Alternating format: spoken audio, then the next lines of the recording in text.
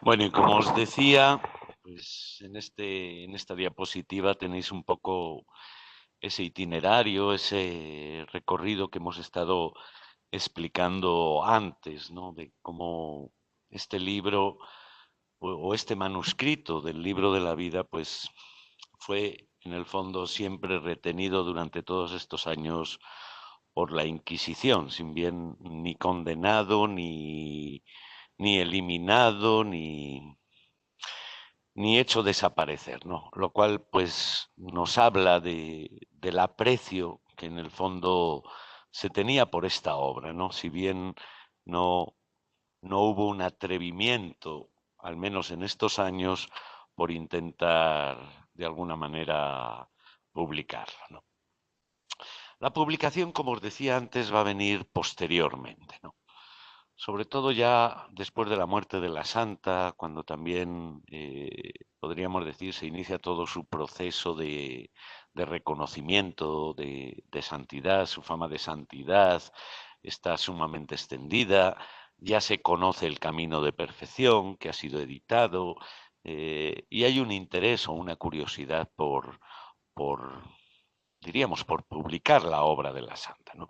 Que se toma de una manera oficial a partir de 1586, en el capítulo provincial de los Descalzos, que encarga concretamente a la Madre Ana de Jesús que se hiciera con los manuscritos, concretamente el manuscrito de la vida, que aún parecía estar en manos de la Inquisición para poder publicarlos, ¿no?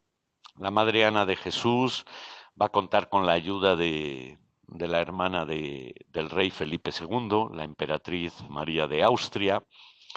eh, Dada la importancia que tiene la corona en aquella época, pues fácilmente se hacen con el manuscrito y le van a encargar a Fray Luis de León, sobradamente conocido en el ámbito literario y espiritual, que se dedicara o que preparase los manuscritos de Teresa para la edición, que va a aparecer en el año 1588 y que va a tener una difusión rapidísima. Fijaros, en apenas un año ya se va a hacer una segunda edición. Curiosamente, ya en esa época funcionaban las ediciones piratas y en esa época, en esos mismos años, también aparece una edición, podríamos decir, pirata, entre comillas, ¿no? En Barcelona, ¿no? Lo cual pues pone en evidencia, ¿no?, el interés que va a suscitar directamente la obra de Teresa de Jesús, ¿no? Sobre todo sus grandes obras, Vida, Camino y Moradas, ¿no?, que van a constituir eh, la edición príncipe de las obras de Teresa. ¿Cómo termina este manuscrito en la biblioteca del Escorial, ¿no?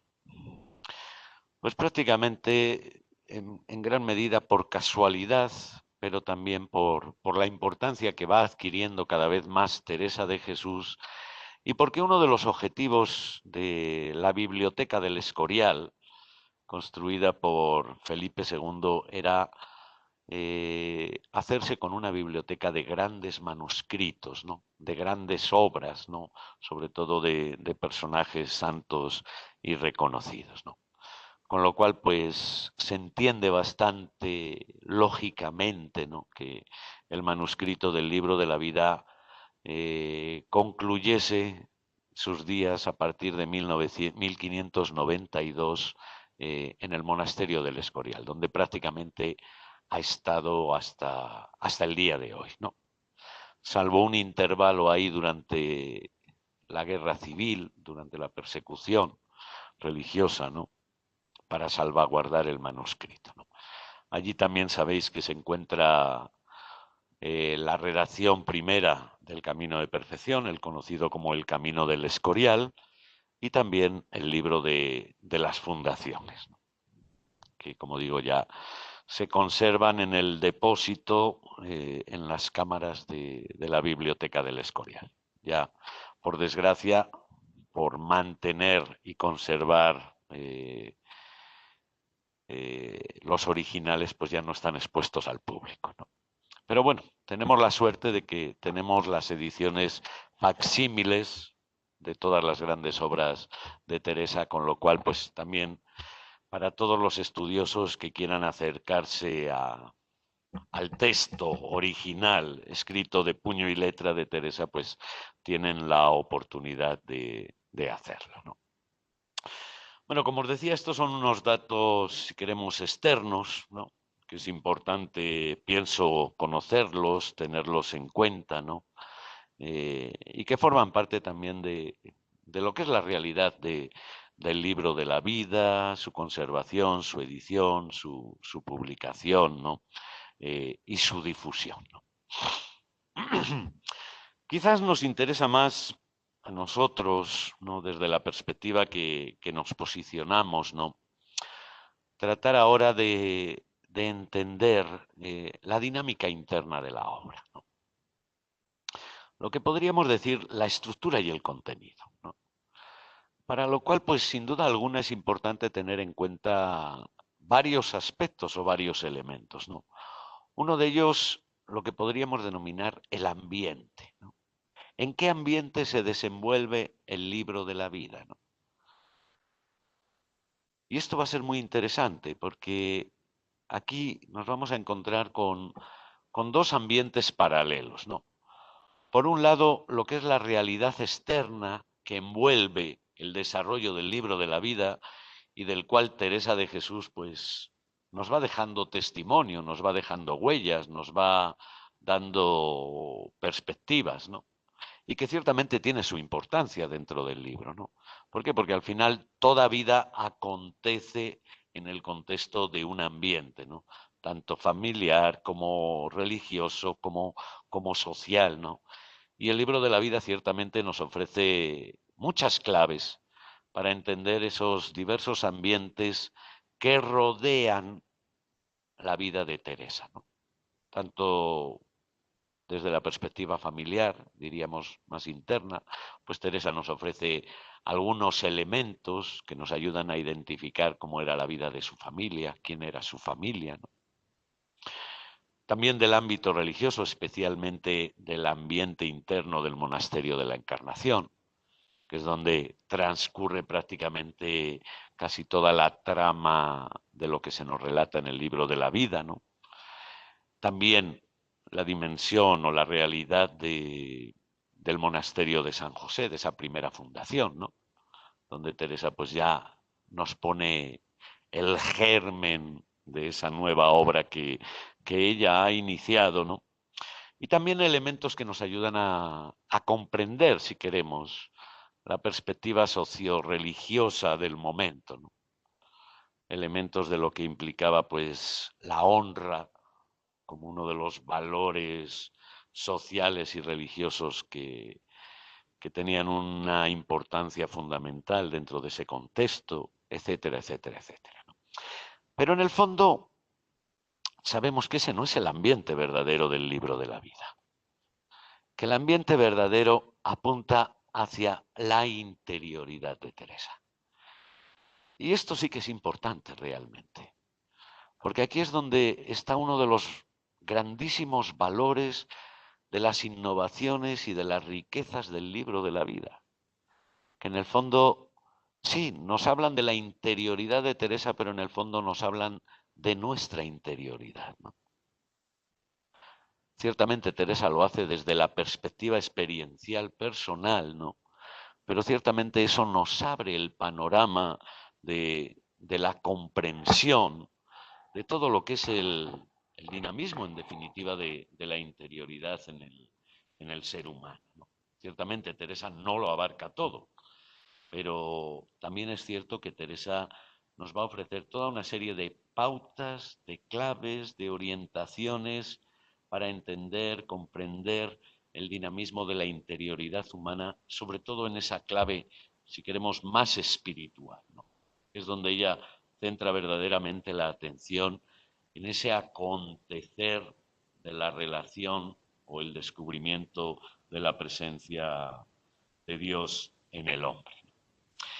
Y fijaos, ahí se va a desenvolver la verdadera trama del libro de la vida. Lo exterior nos ayuda a entender lo interior. Ciertamente no se separa lo uno de lo otro, ¿no? Pero donde realmente acontece el verdadero significado de toda la trama teresiana es en su interioridad, en el alma de Teresa, podríamos decir. Es el verdadero espacio, el verdadero ambiente donde se desenvuelve el libro de la vida. Y en el fondo Teresa orienta todo lo biográfico, todo lo externo, hacia un significado descubierto desde dentro y dado desde dentro de la persona. Lo cual en sí mismo pues ya tiene un valor, yo diría, fundamental, ¿no? Porque Teresa nos está haciendo ver cómo la percepción del exterior depende del interior, depende del posicionamiento de la persona en su propio interior. Algo que sin duda alguna yo diría que es una también de las grandes intuiciones antropológicas de nuestros místicos, ¿no? Descubrir que verdaderamente la vida de la persona se forja de dentro hacia afuera. Si bien todo lo de fuera incide en la comprensión o en la interpretación, es el posicionamiento interior el que en definitiva determina la dinámica y el posicionamiento de la persona en su vida y en su propia historia, ¿no? Dicho esto, ¿no? Podemos tratar de acercarnos a lo que sería la estructura y el contenido de la obra. Fijaos, aquí nos enfrentamos frente a una cuestión que es importante, porque según nos posicionemos frente a la estructura y al contenido, de aquí van a emerger también muchas veces el posicionamiento interpretativo de la obra. Fijaos, por ejemplo, con relación al libro de la vida, se han creado varios tópicos, ¿no?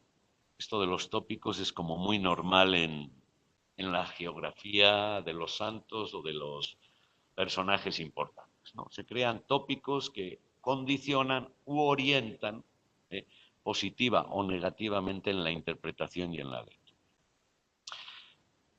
Hemos hablado de uno de los tópicos, ¿no? Hemos tratado de entender su verdadero significado, ¿no? Es decir, Teresa escribe por obediencia, escribe por necesidad, escribe por vocación, y veremos que todos esos planos se van sobreponiendo en ella, ¿no? Hasta configurar a la Teresa escritora, Teresa apóstol, ¿no? Que tiene un mensaje que transmitir y un mensaje que anunciar, ¿no? Según nos posicionemos ahí, vamos a hacer una lectura o vamos a hacer otra lectura de la obra. Lo mismo nos pasa con la estructura. Si partimos de un concepto bastante tradicional en relación con el libro de la vida, que es un libro biográfico, pues la tentación es a estructurarlo biográficamente, lo cual pues tiene su sentido, pero veremos que en el fondo es un sentido incompleto. ¿Por qué? Porque un posicionamiento autobiográfico, exclusivamente autobiográfico, frente al libro de la vida, nos dejaría muchos capítulos sin un sentido auténtico y verdadero en la unidad de lo que aquí se nos presenta. Pues ciertamente, los primeros capítulos nos presentan prácticamente los primeros 40 años de la vida de Teresa. En 9 capítulos sintetiza 40 años de vida. Nos habla de su infancia, de su adolescencia, de su vocación, de sus enfermedades, de su vida en la encarnación, etcétera, etcétera, hasta llegar a su conversión.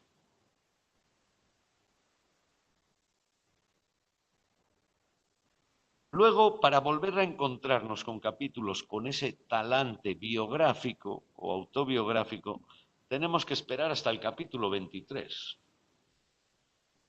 Es decir, ahí hay un intervalo de capítulos prácticamente del 10 al 22 que no encajan dentro de este panorama.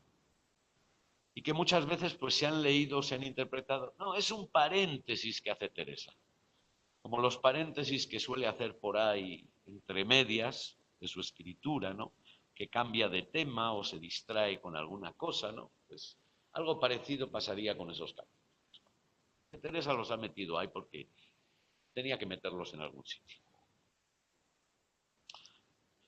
Y luego volveríamos a la dinámica autobiográfica, los capítulos 23 al 31, donde nos habla del camino, de lo que ha supuesto para ella ese camino de la oración, todas sus experiencias místicas, ¿no? Que tienen un sentido autobiográfico diferente, porque ya no es relatarnos lo que pasa afuera, sino relatarnos lo que le pasa adentro. Luego tendríamos un tercer bloque donde Teresa nos narra un poco toda la historia del convento de San José, que parece que nuevamente toma ese carácter histórico biográfico, y luego de repente, a partir del capítulo 37, nos vuelve a hablar de sus fenómenos místicos. Es decir, nos habla de lo externo y luego nos vuelve a meter en lo interno. Es decir, ese doble plano en el relato autobiográfico se van sobreponiendo en una parte o en otra. Pero como digo, una lectura única y exclusivamente en clave biográfica nos dejaría fuera del libro de la vida un montón de capítulos.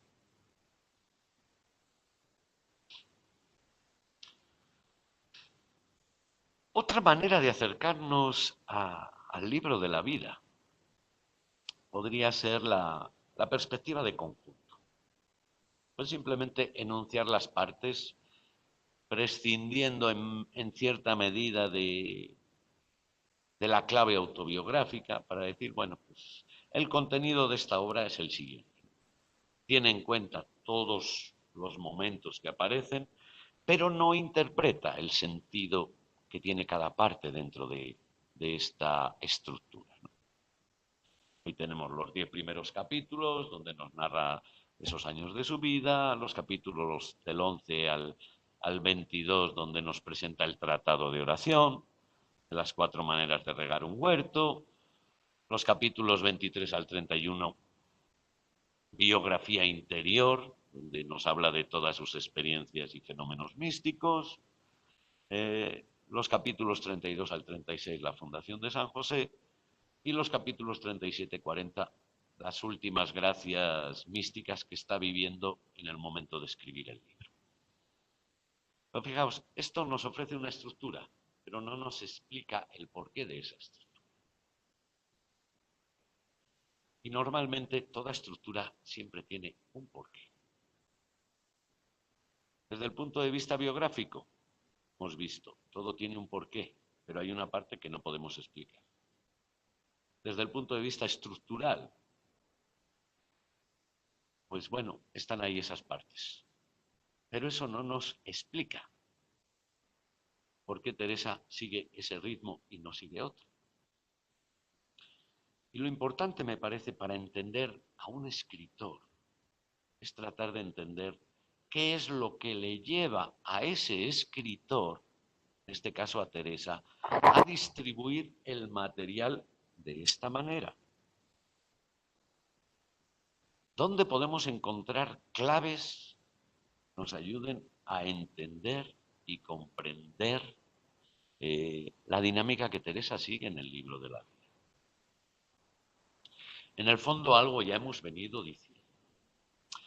Y antes de hacer ese paso, antes de dar el paso, de tratar de entender el por qué Teresa distribuye el contenido de esa manera, me parece muy importante prestar atención a algunas líneas melódicas que atraviesan toda la obra, que dan unidad a este escrito y que constituyen, yo diría que, la clave para encontrar la justa interpretación de lo que Teresa nos transmite.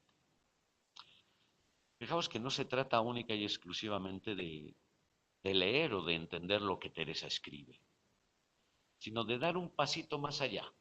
Es decir, ¿por qué Teresa escribe así? ¿Por qué Teresa nos presenta este material de esta manera? ¿Hay una intencionalidad en todo ello o no? ¿Hay un sentido en todo ello o no? Y fijaos que esto que puede parecer un esfuerzo complicado no es, yo diría, no es algo inútil, sino algo que me parece sumamente importante de cara a captar a Teresa como Teresa. Es decir, ¿cuál es la mentalidad de la autora? No cuál es nuestra mentalidad. Fijaos, corremos el peligro, y sobre todo con estos autores que nos separan tanto tiempo, y sobre todo estos autores que nos hablan de una experiencia interior, eh, corremos siempre el peligro de interpretarlos desde nuestras categorías. Y yo quisiera que nos acercáramos a Teresa sin interpretarla, sino dejando que sea ella misma. Claro, tenemos varias dificultades, ¿no? Aparte del lenguaje, del tiempo que nos separa, de la mentalidad, de la formación. Hay muchos elementos a tener en cuenta, ¿no? Eh, yo creo que muchas cosas han ido desvelándose a medida en que vamos entendiendo cuál ha sido el proceso de elaboración de esta obra. Y por eso quiero ahora detenerme en lo que podríamos denominar las dos grandes líneas melódicas, o si queremos, los dos raíles de la vía por la que circula el tren del libro de la vida. Y si separamos o ignoramos esas vías, el tren no circula.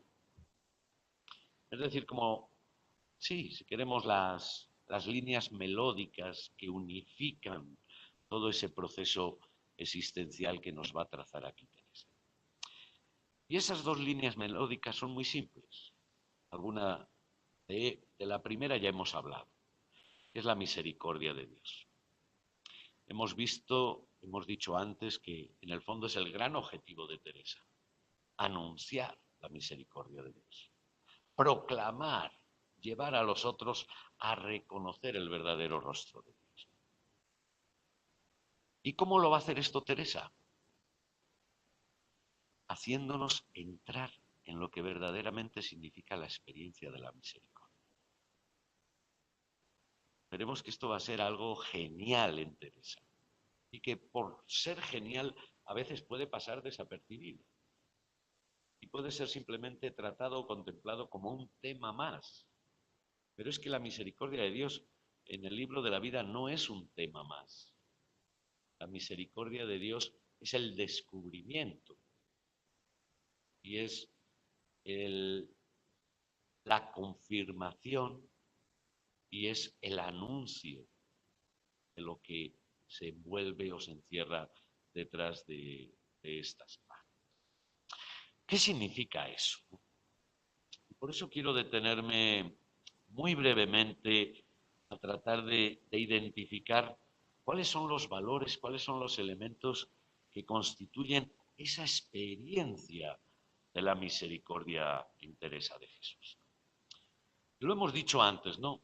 Ella intituló este libro el libro de las misericordias. Fijaos, el hecho de que Teresa misma se refiera a esta obra como el libro de las misericordias de Dios ya nos desvela un valor fundamental. La misericordia de Dios es lo que de una u otra manera va a ir plasmándose a lo largo de estas páginas. Ciertamente es la experiencia, yo diría, central y capital en el proceso de vida de Teresa. La conversión de Teresa es posible gracias al descubrimiento de la misericordia. ¿Por qué? Porque ahí se contempla realmente ella amada. Y su experiencia es consecuencia de ese amor que está actuando en ella, que la quiere envolver, que la quiere contagiar, que la quiere hacer partícipe de ese don y de esa gracia. Fijaos que para Teresa, misericordia incluso, el llegar, lo veremos antes de hablar de la fundación de San José, el llegar a la raíz más profunda, lo que implica y significa esa misericordia, es lo que la lleva a convertirse en apóstol, en misionera, en fundadora. Por lo tanto, no es simplemente un proceso hacia la conversión, sino un proceso de dinamización de su propia vida, que se envuelve, que se ve protegida, que se ve amparada en la dinámica de lo que significa esa misericordia o ese amor de Dios.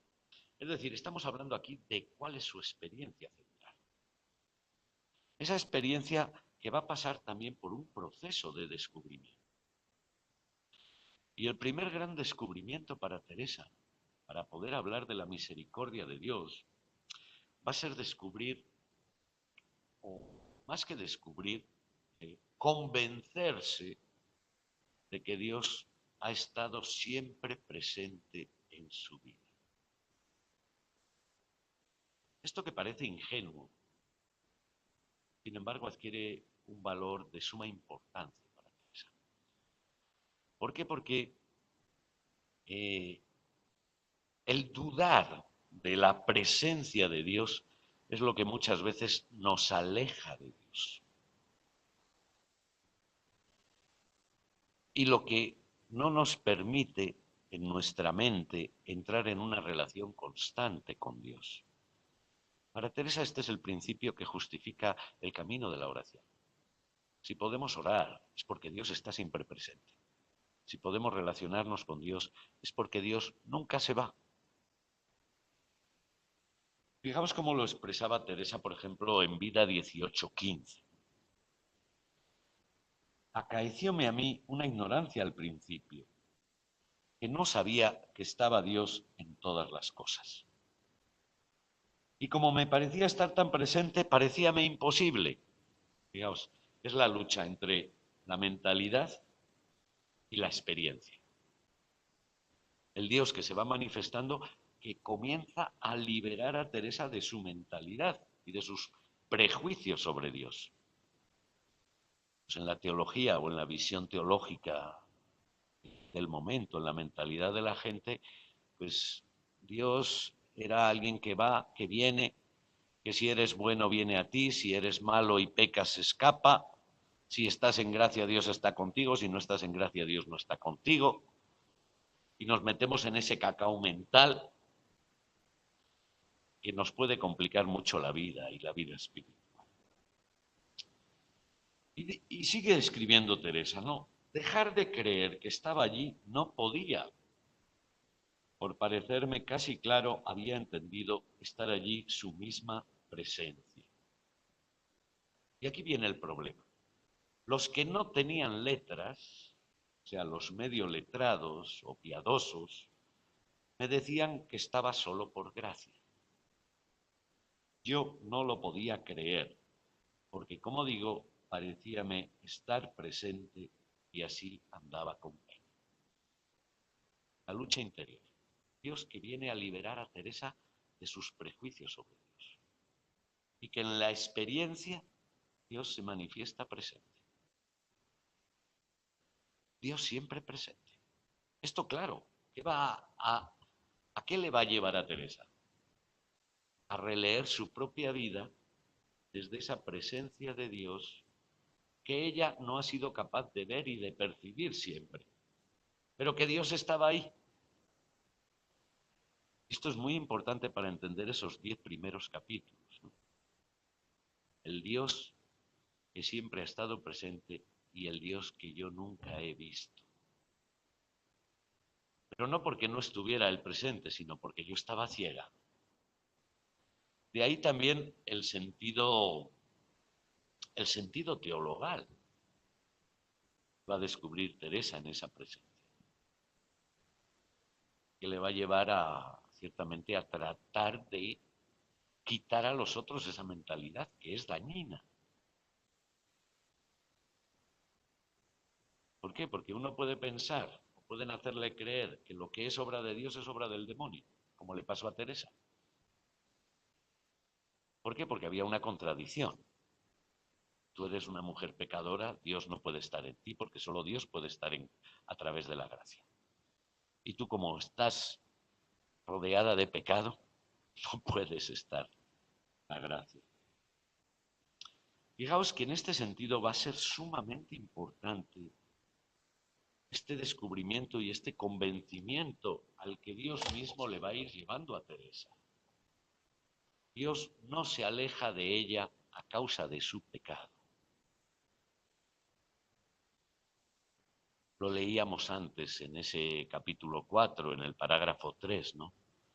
No dice Teresa, cuanto más contemplo o descubro mi infidelidad, más fuertemente emerge su misericordia. Y fijaos que aquí Teresa tiene toda la razón del mundo. Mejor dicho, Dios le ayuda a Teresa a comprender el verdadero significado de la misericordia. ¿Por qué? Porque la misericordia se manifiesta precisamente cuando no somos dignos. Y Dios no nos ama cuando nos hacemos dignos o perfectos, sino que nos ama en la realidad de lo que somos. Dios, el amor de Dios no es un premio, sino es su manera de ser. Dios no puede ser de otra manera. Claro, este descubrimiento para Teresa va a ser sumamente, ¿cómo decir? Eh, por un lado, le va a hacer sufrir, porque su orgullo no le permite aceptar que Dios no la castigue en su pecado y que descubra que Dios actúa de otra manera, ¿no? Que Dios es el único fiel. Y que Dios es el único fiel significa para Teresa que Dios no puede dejar de amarme. De aquí que Teresa comienza a percibir el pecado en una clave teologal. Ya el pecado no es que yo hago esto contra Dios o contra el mandamiento o contra la ley, sino que el verdadero pecado de Teresa es haber estado ciega frente a ese amor de Dios que no ha dejado de actuar nunca en su vida. Con esto va adquiriendo unos matices sorprendentes, ¿no? Esa dimensión que Teresa va experimentando en su propia vida. Y que la va a ir llevando y convenciendo poco a poco de que esa es la pedagogía de Dios. Frente a nuestras mentes llenas de prejuicios que nos hacen siempre interpretar a Dios en clave de justificación o autojustificación o en clave de justicia, Teresa descubre un Dios que actúa de una manera diferente. Como ella dirá, el Dios me castigaba con amor. Claro, esto va a tardar Teresa en descubrirlo. ¿Por qué? Porque va a interpretar las realidades negativas de su vida, entre comillas, como castigo de Dios, ¿no? Me va mal, sufro y tal, porque soy pecadora, porque tal, porque lo merezco, porque no sé qué, porque es igual, ¿no? Eso cuando está ciega. Pero cuando es capaz de quitar la mirada de sí misma y dirigirla hacia ese Dios que se le manifiesta, comienza a descubrir que la presencia de Dios en su vida es de otra manera. Que Dios estaba siempre ahí aprovechando cualquier ocasión para entrar y darle regalos y no para castigarla.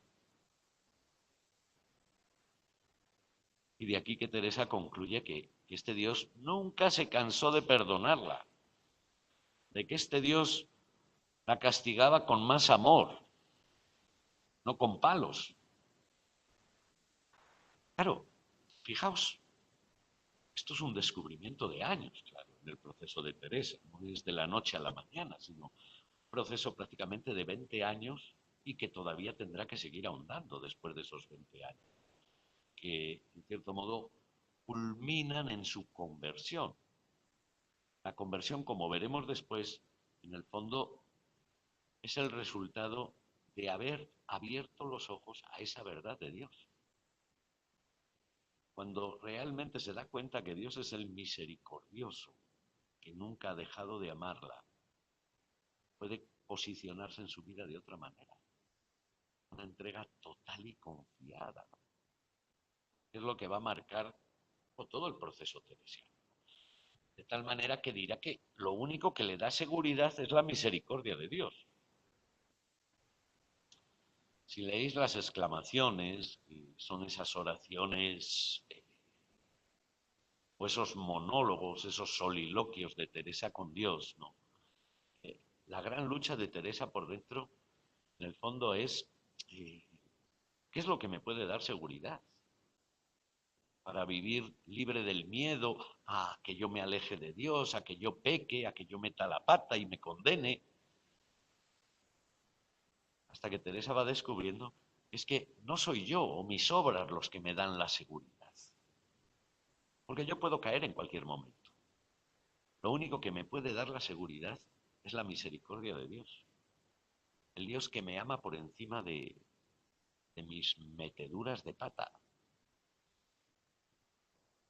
Fijaos lo importante que va a ser esto también en la comprensión de lo que va a ser la paternidad de Dios como todo un proceso que va a tener que hacer Teresa, ¿no? Un proceso de conversión, de liberación de sus falsas imágenes de Dios, ¿no? Que la llevan precisamente a una disposición total. Así como el final de todo el camino y de todo el proceso, cuando se convence totalmente de ese amor misericordioso, diciendo, yo me tengo que entregar y tengo que dejar que en mí y a través de mí ese amor se difumine y se vaya hacia los otros. De aquí el convencimiento que se va a forjar en Teresa de que no es ella una excepción. Teresa podía haber caído en la ilusión. Bueno, es que Dios quiere hacer una obra especial conmigo y por eso es especialmente tierno y cariñoso. Es la mentalidad que a veces nosotros tenemos, ¿no? Miramos a los santos, ahí es que Dios los amaba mucho. ¿Y Teresa qué nos va a decir? Eso es mentira. Que Dios ama así a todos. Fijaos qué texto más hermoso encontramos en Vida 27, 11 y 12. Un texto que es sorprendente para ayudar a entender, que nos ayuda a entender también cuál es el posicionamiento de Teresa y por qué Teresa quiere engolosinarnos. No para darnos envidia y que nos quedemos como estamos, sino para decirnos que este es el camino para todos, ¿no? Fijaos, entresacando algunas frases de Vida 27, 11, 12. Dice Teresa, oh almas que habéis comenzado a tener oración y las que tenéis verdadera fe, mirad que es así cierto, que se da Dios así a los que todo lo dejan por Él. No es aceptador de personas, a todos ama. No tiene nadie excusa por ruin que sea, pues así lo hace conmigo trayéndome a tal estado.